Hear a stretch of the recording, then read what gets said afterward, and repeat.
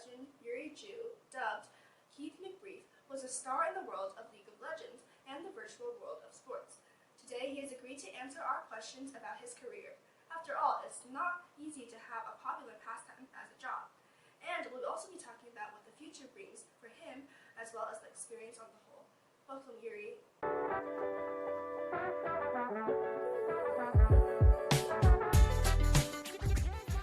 Thank you, Yuri, for joining me today, my channel Whisper Wisdom. So can you share with us how did you first got involved with the video games?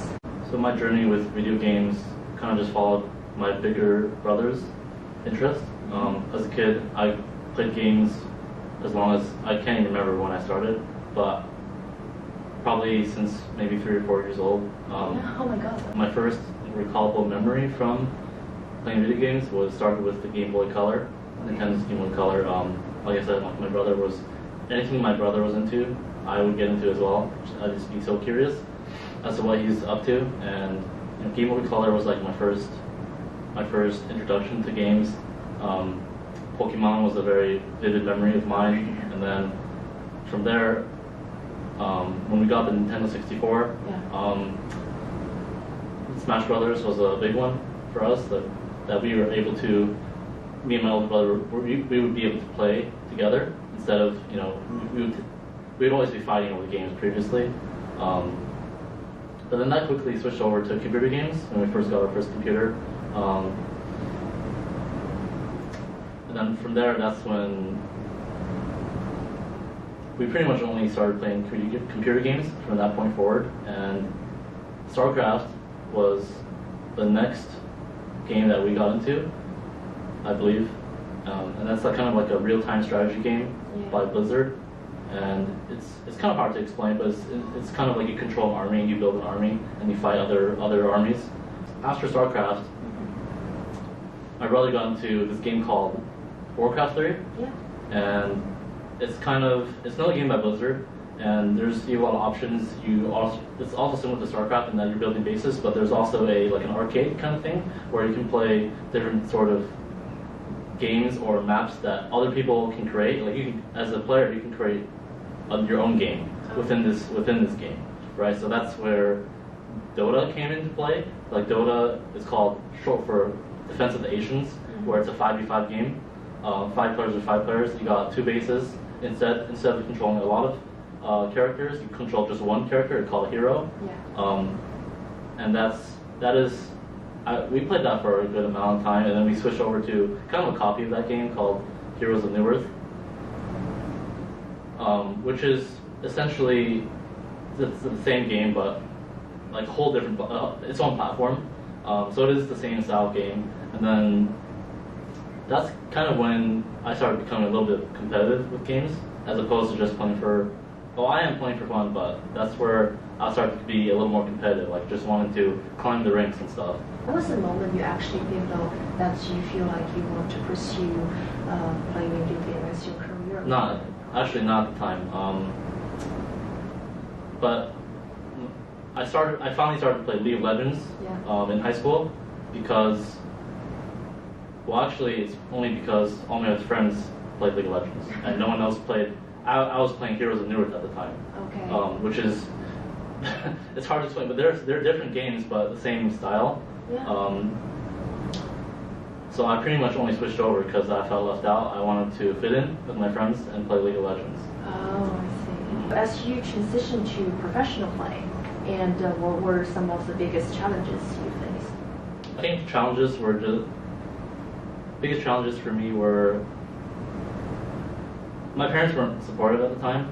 Obviously, coming from an Asian household, always hearing in the back of my head, just go to school, right? Which I was conflicted. I didn't know what I wanted to do throughout this whole time. I was just still, all I wanted to do was just play League of Legends, right? I wasn't really thinking about anything else. Like school is like, okay, study. I don't like it. I'll just go home. I just want to go home from school and play video games. But I was actually in sports as well, so I was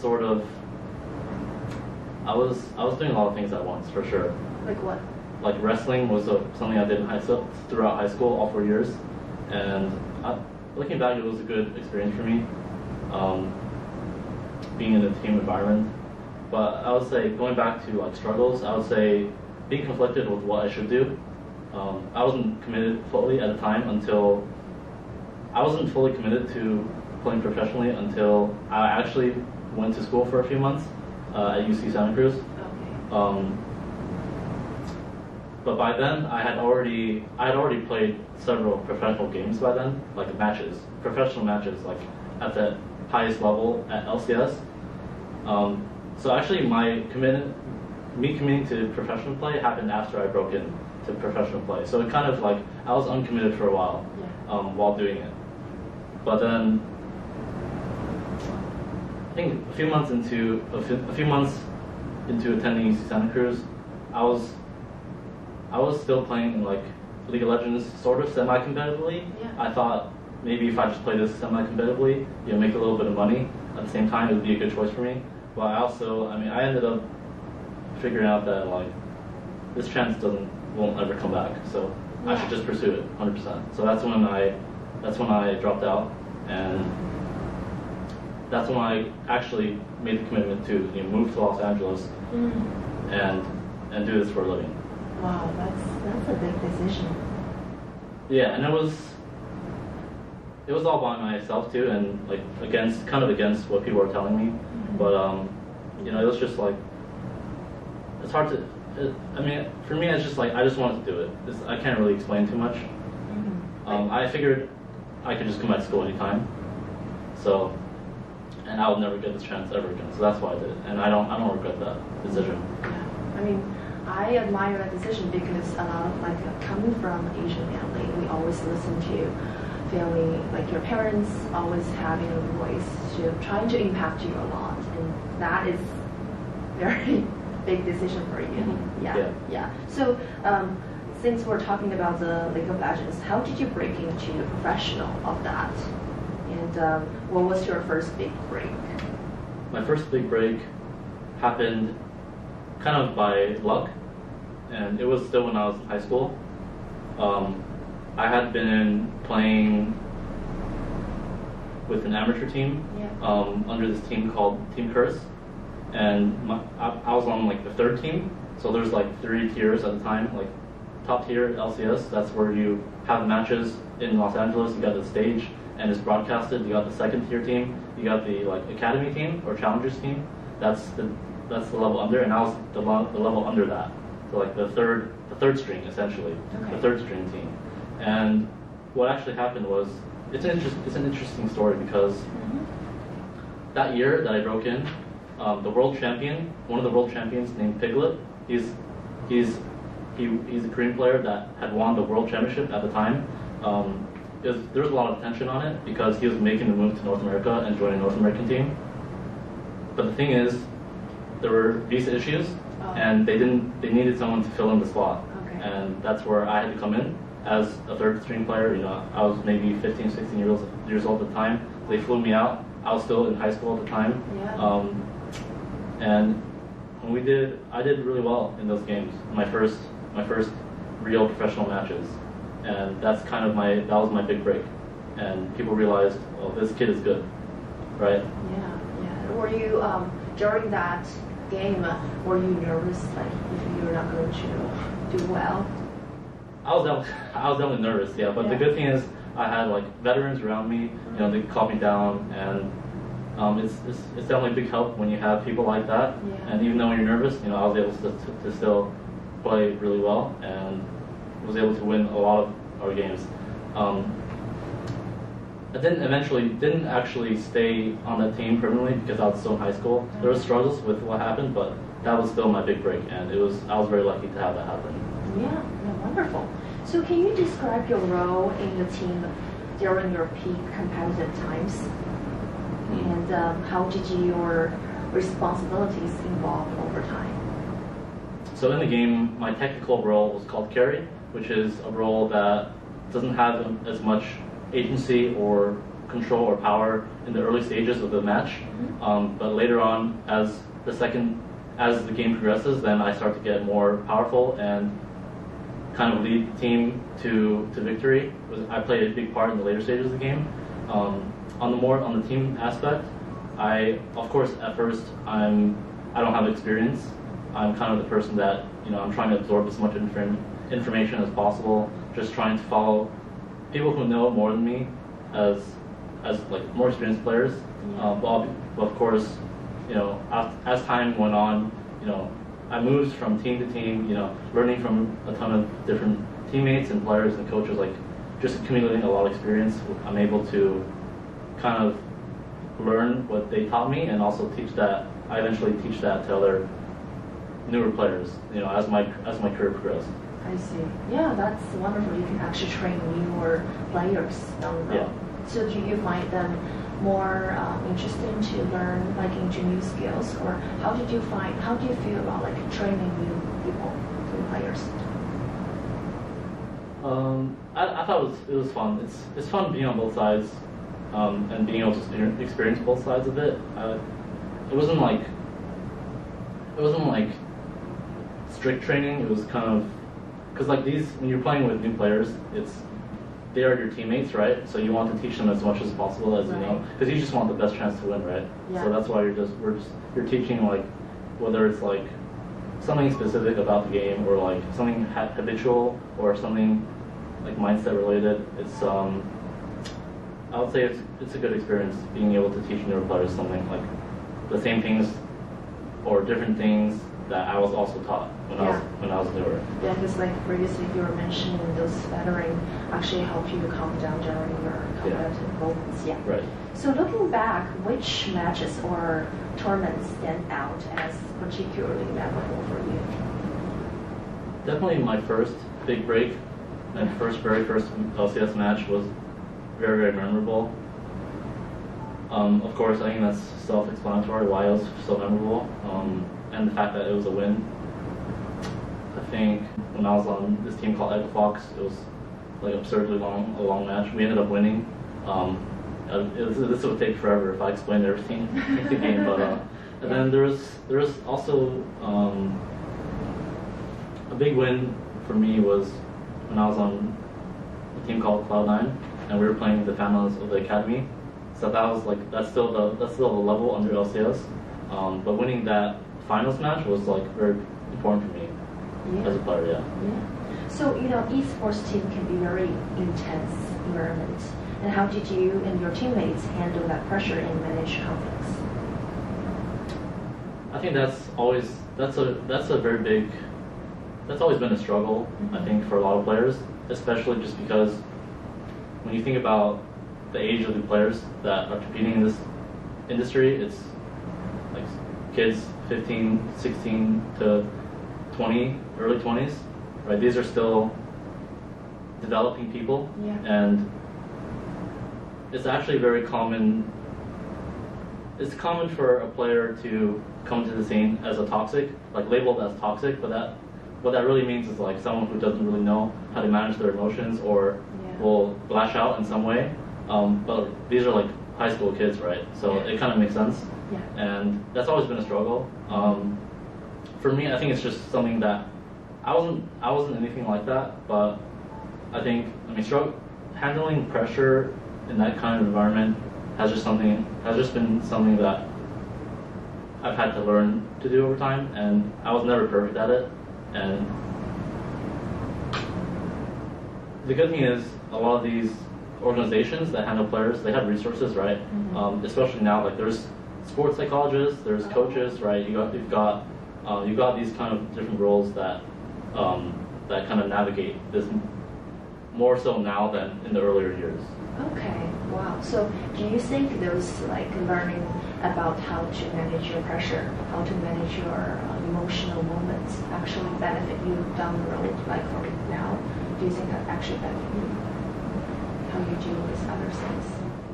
I would say so, yeah. I mean, I wouldn't say like I'm a perfect manager of stress or pressure, but I would say being exposed to that kind of pressure has made things easier in the long, like things, I guess, in comparison, like anything that normally would be high pressure or stressful isn't as much on me, just because I've experienced those things. So I would say so. It's kind of hard to pinpoint where exactly, but I think it's definitely helped. So what's your ways to de-stress nowadays? De-stress. I think going on walks. Just getting some nice food to eat is a good one. Sleeping as well. Sleeping is a big one for me. Or just taking a nap. Yeah, those are a few things that I default to. So when you play, League of Legends, do you have a lot of like sleepless nights, or your sleep schedule is okay? I wouldn't say so. I think overall I slept pretty well. I didn't have much. I've never had trouble sleeping. Right. So no, I wouldn't say so. Like if I did have sleeping nights, probably not that often. Because I heard like some people will feel stressful and emotionally couldn't sleep, or they have trouble of sleeping into a quality sleep. Yeah. I think that varies with the person. I think a lot of, especially kids, as a kid, you don't really know anything like how to manage your sleep. Like that's not managing health and sleep. Is obviously a huge part in your performance as an athlete. Yeah. But most kids, I think one of the biggest common problems is caffeine intake, as especially like late at night. Like kids will do that. Like people, I mean, me when I was in high school, personally, I wasn't like going crazy with caffeine, but I would be staying up a lot, even on like school days, like 1 to 2 a.m. Getting no sleep. Well, I wasn't playing competitive at the time. Okay. So that's what I mean. When I was actually competing, I was getting good sleep. But yeah, as a kid, it's like you don't really know what to. You just want to play all the time. You just it's more addiction at that time. Like you'd rather play than sleep, even though like yeah. Even though that's not like good for your health, so you know that, but you still do it. For sure, yeah. Okay, so what did a typical day of training look like for you during, the competitive season? Typically, I would wake up around 9 a.m. and I would play like a warm-up game, a warm-up game, and then you'd have like team meeting this would be for like 9 to 11 a.m.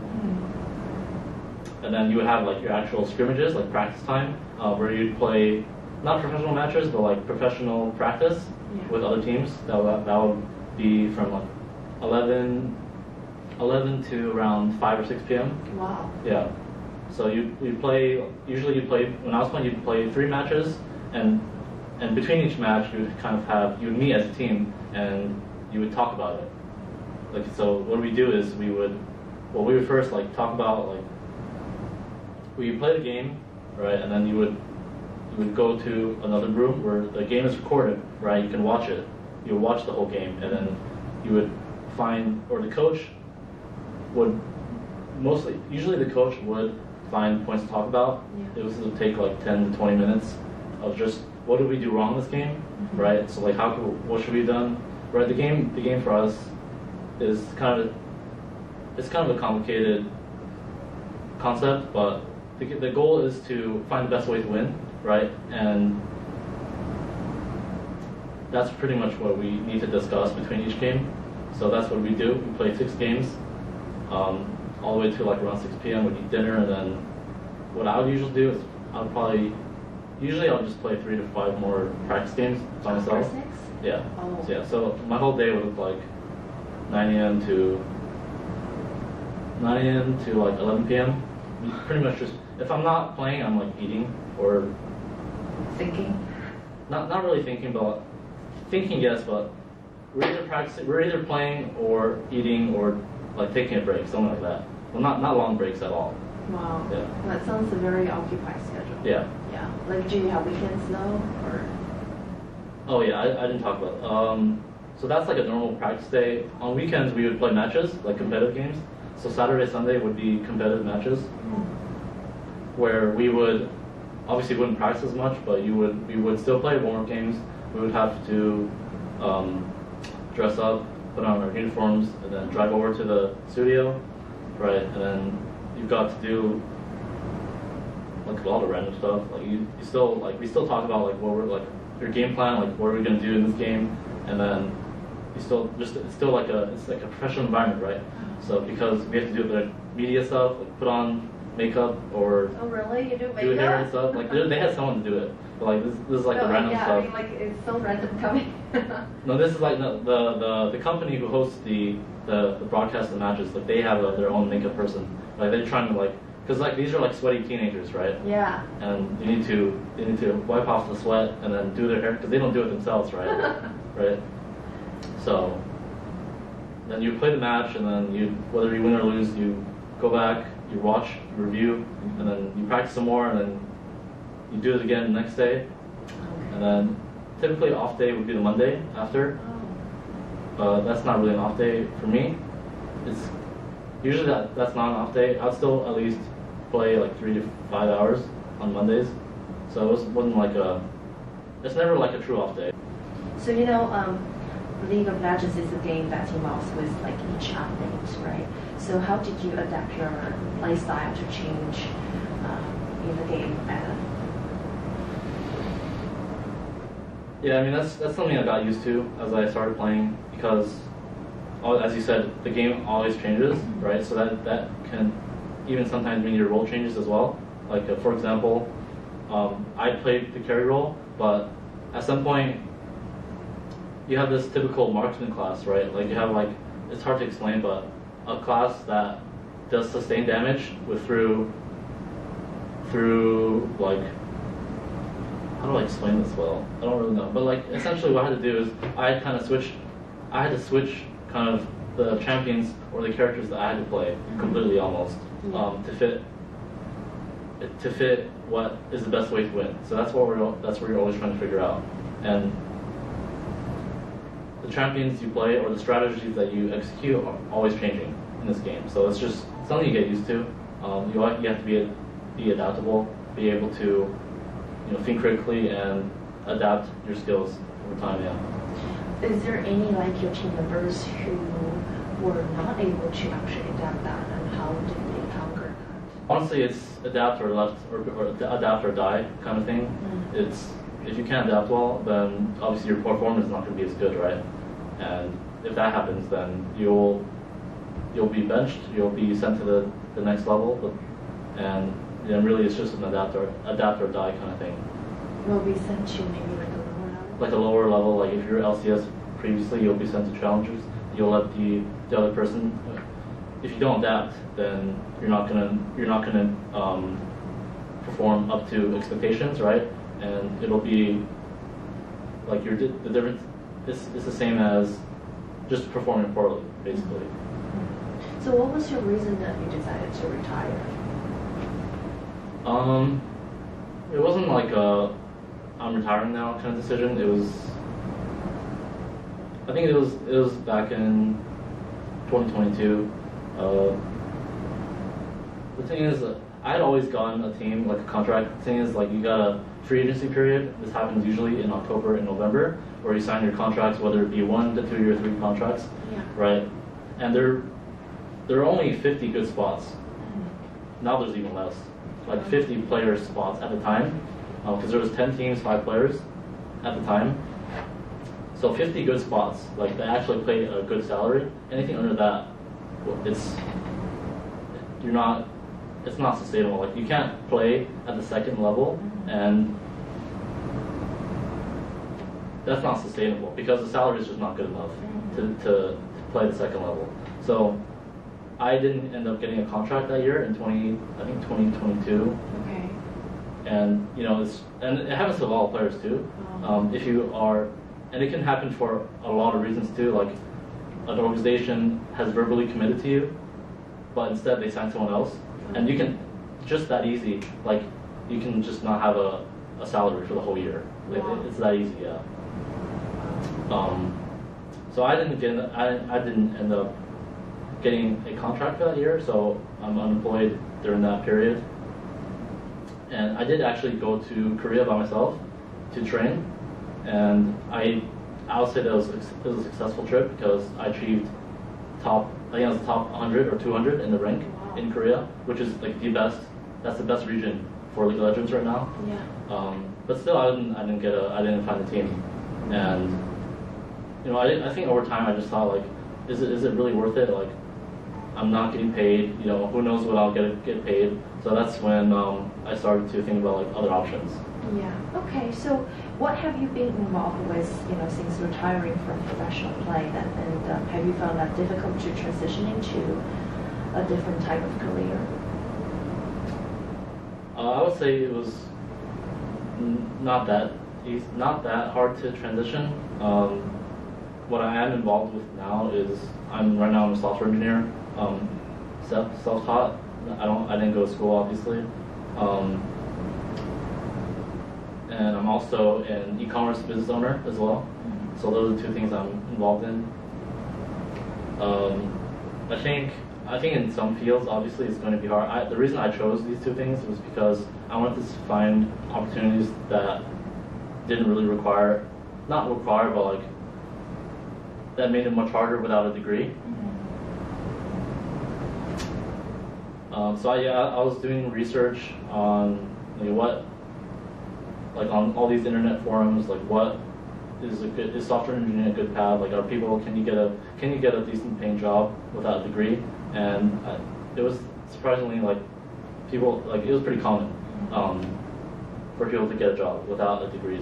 You really just need projects and you need the skills to back it up. So that's all you really need, and that's kind of what I went with. And so far, it's been pretty good, yeah.